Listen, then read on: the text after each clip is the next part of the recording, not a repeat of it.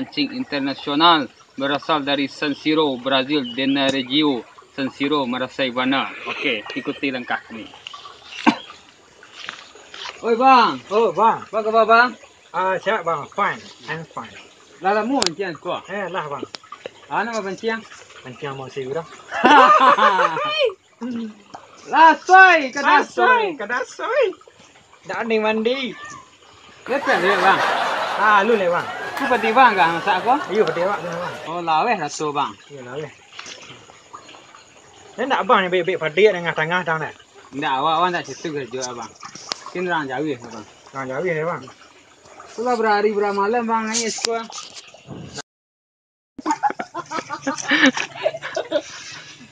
Nampak dah lagi masa mana.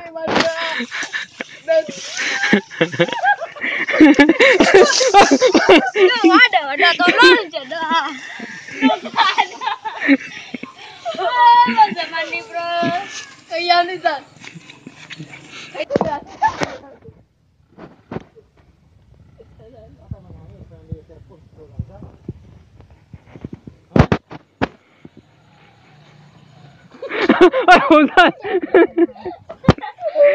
Alah basah. Basah Azan. Anak ni baca pun lah kan. Pun ni wanda, pun ni mandi dah. Galak sangat. Nama galak.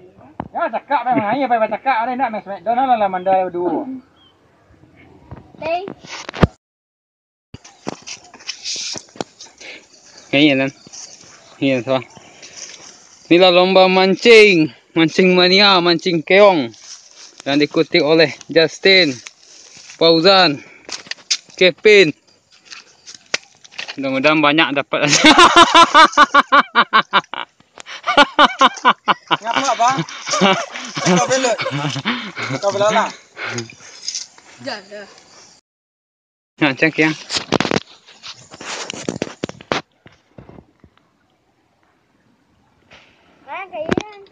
Kita tu kya? Wah, leh.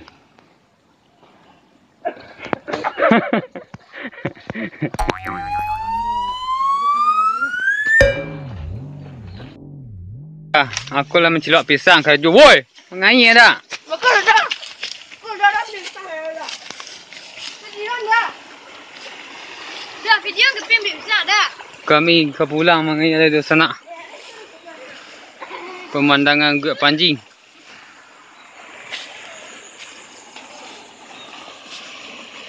Bukan bini je. Matilah. Lagi dah cara. Kami pulang memancing dari guak Panji. Lawik tak dapat dah. Rompa dapat, topi dapat ku pemandangan yang rancak. Pulau kampung halaman kami guak Panji. Nak rantau mencari ikut sana yang sawah, laweh, pemandangan yang indah.